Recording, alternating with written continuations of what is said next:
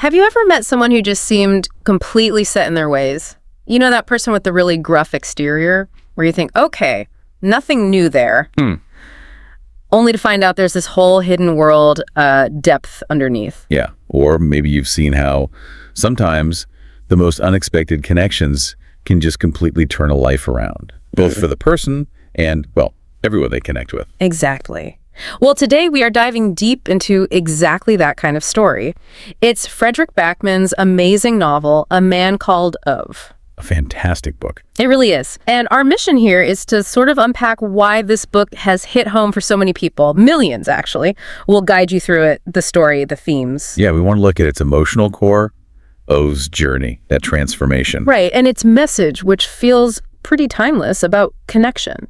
And it's quite a journey, like you said. It challenges how we see people. We'll look at how Backman balances that humor and heartbreak. It's a tricky thing to do well.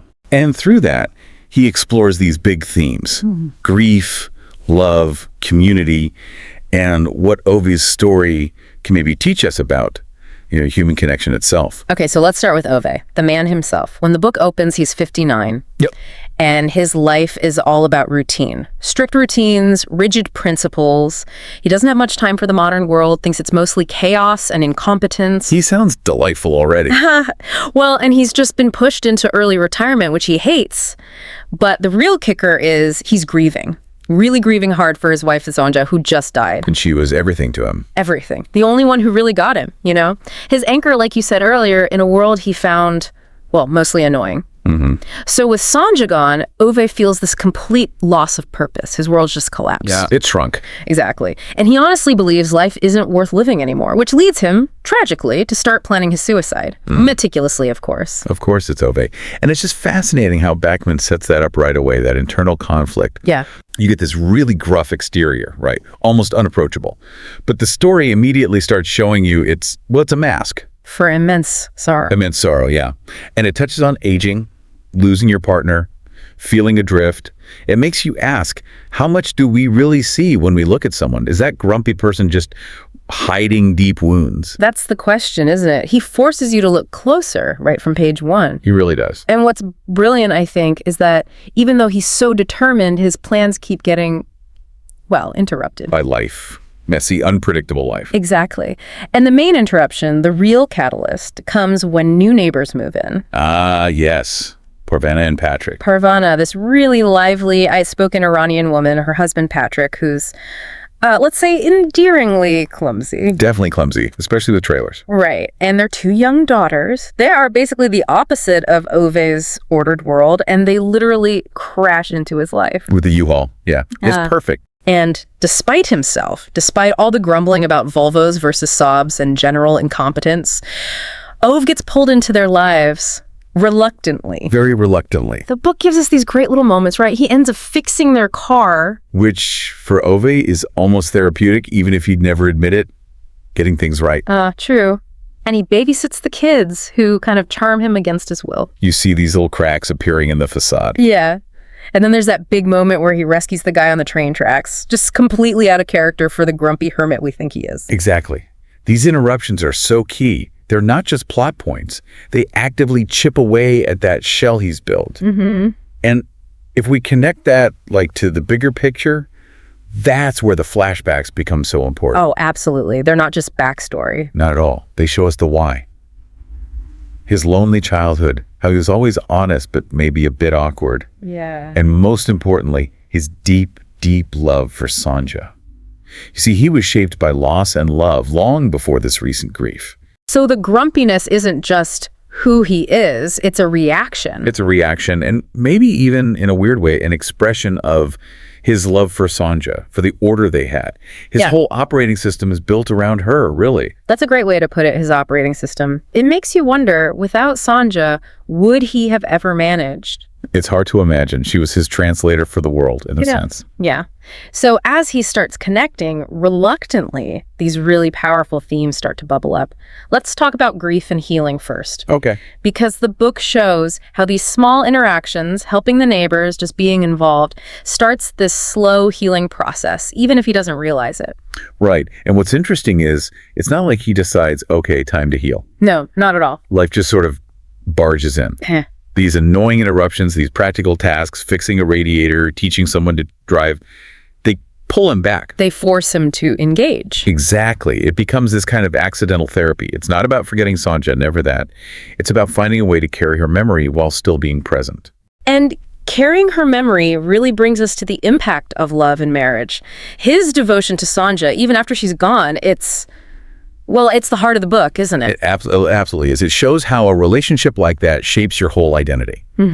Backman shows how her presence, even her absence, guides him. Those rules he has. Yeah. Many were probably habits formed for her to make life predictable, safe. Especially later with her illness. Right. So losing her isn't just emotional pain. It shatters his framework for everything. Like you said, his operating system is down. He lost his interpreter. Yeah.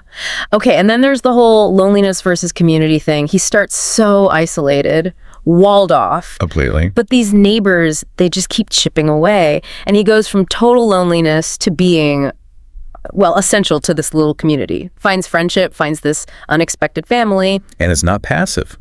The community, especially Parvaneh, actively pulls him in. She just won't let him shut them out. Exactly. It shows how communities work, right? They try to integrate people, even the grumpy ones. Yeah. And Ove becomes this grumpy uncle figure they rely on. It takes persistence from them. It really does, which ties into aging and purpose. He's retired, he's grieving, he thinks his purpose is gone. Finished. Done. But he finds it, again, not in some big new job, but in these small everyday acts. Fixing things, helping out. Yes. And that's such a powerful message. Purpose isn't just about your career ending.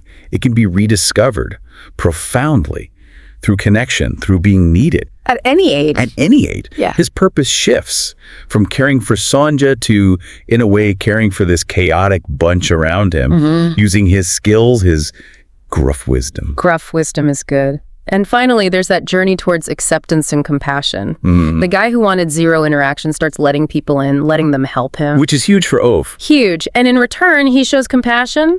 Not in a gushy way, but... No, very Ove-like compassion. Practical, fixing things, offering a solution, maybe a stern word. Exactly. He accepts help because he learns to trust these people care, despite, their inability to back up a trailer properly. Right. And it shows how compassion isn't always soft words. And accepting help, that's hard too. It's about letting those walls down bit by bit. It really is.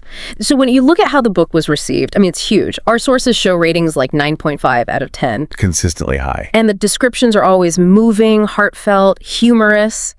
That blend of sadness and warmth really struck a chord. It did. And what really stands out in the reviews is the character development. Oh, yeah? Backman takes this guy who could just be an unlikable curmudgeon. Easily. And makes you understand him, root for him, genuinely love him by the end. Yeah. That's skillful writing. It really is. And reviewers always point to those core themes. Love and loss, and the incredible power of community and connection to heal that deep grief. They're universal, but he makes them feel so specific to Ove. Now, some sources do mention, minor things, maybe a slow start for some because Ove is pretty grumpy initially. Sure, you have to stick with him a bit. Or maybe the tone gets a little heart-tugging for some tastes. Could be seen as sentimental, perhaps. Yeah, but those seem like really minor points compared to the overwhelming love for this book. The main thing is, by the end, the community doesn't just tolerate Ove. No, they need him. They see him as vital, as kind, as essential. They see the man Sonja saw all along. Exactly. And that really brings home that core message people take away. No one is truly alone if they allow others in. Ove's story shows how unlikely people can change us, and we can change them. He leaves this legacy, not of grumpiness, but of connection, of quiet kindness, totally different from the man we met at the start. So wrapping up our deep dive on A Man Called Ove. It's just this incredible journey, isn't it? From a man lost in grief, shutting down, planning to end it all, to someone who finds his way back. Back to connection, back to purpose, back to the messy, wonderful chaos of being needed. And it makes you think. Perhaps the biggest act of courage isn't always the loud, heroic stuff.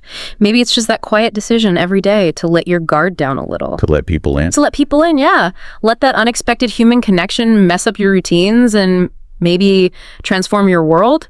We hope this dive makes you think about Ove and maybe look for those hidden stories, that unexpected kindness right under the surface in the people around you.